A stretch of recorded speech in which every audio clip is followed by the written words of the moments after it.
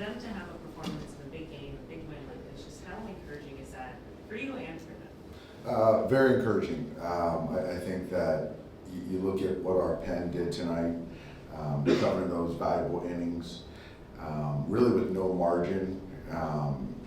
And obviously you mentioned Max and how he's been going through it, the first 6 weeks of the season offensively, and then really has hit his stride the last 30 plus days, and he's playing as well as anybody in the batter's box. And so it's really good to see huge hits, certainly tonight and before, but we needed every bit of it, and it's good to see the resilience from a lot of our guys. With Kershaw today, what did you see just kind of from him, whether it was missing, you feel like the curveball wasn't there, just what were you seeing?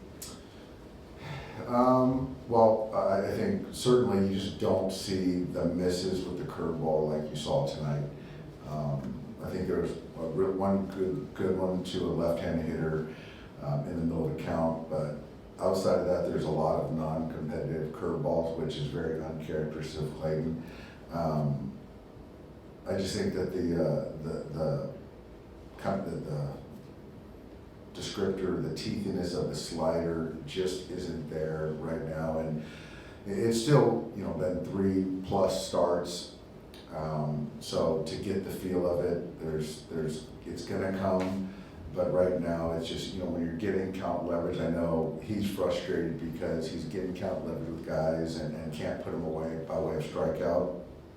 So he's competing his tail off, and but it just hasn't been as easy as it has been for him prior to this little stretch. So he's going to keep working and keep competing, and we're going to obviously keep running him out there. What does it show you about Max that he can bounce back from that error in the fifth, that swing in the ninth? It's he's had to go through some adversities, and it certainly hasn't been linear for him as far as whether it be the defense or the droughts offensively and kind of hearing noise from the outside. But he's built a nice hard shell in the sense of just really trying to put his head down and keep the blinders on and try to focus on whatever situation is at hand at the moment. And for him to respond that way and to block out, the error that he made in that fifth inning was big. And to play in this market on this ball club, you have to be able to kind of, weather some of those storms and keep going.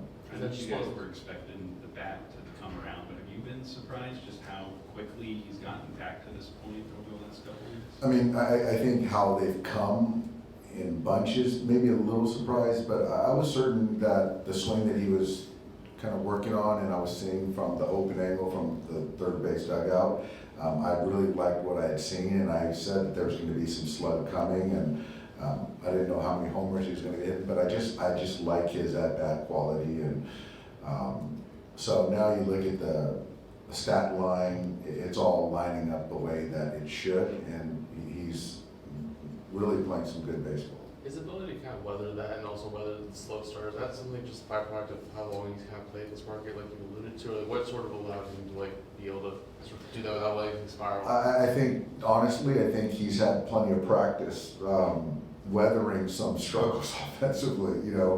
It's certainly not easy to go in a 1 for 20, 1 for 25, and strike out and things like that, and to still have to go out there and play defense and then find a way to get hot and to kind of reset, get back on track. But you look at his tenure with us, that's kind of how it's been. So hopefully now with this swing that I think he feels good with, it's a more manageable swing, a more consistent swing that we can sustain some positive at-bats, consistently, and not go in these swells that we've experienced in years past. Speaking of bouncing back, Tanner Scott bounced back.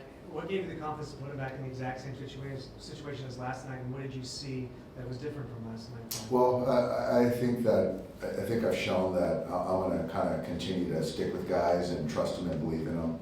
And as long as they're doing their part, their work, and they're not losing confidence in themselves, their ability, he takes really good care of himself. And I think in this particular instance, I think Connor McGinnis and Mark Pryor did a great job with some things that we kind of cleaned up mechanically that he really took to. And you saw tonight that the fastball had a lot more life. The slider, there was swing and miss to it, which we haven't really seen consistently. So Connor certainly deserves a lot of credit for that. If, it's kind of going forward from here with Kershaw, I'm guessing, right, that you would kind of bet on him as like a person.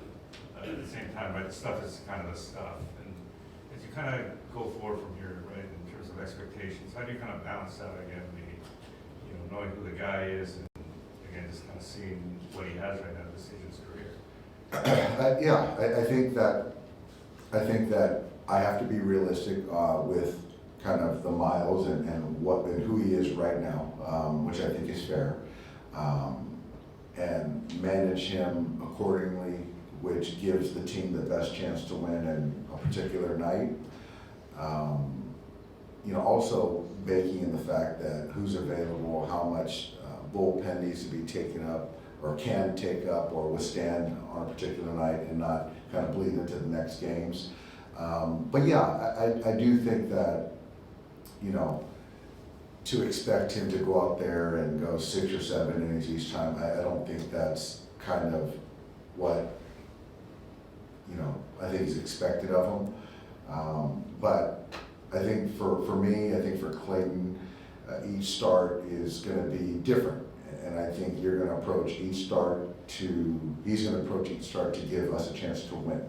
And I don't know what that looks like each start, but I think that, that's a starting point. And then from at that point, as the game goes on, then I'm gonna have to make decisions on, what we have behind them.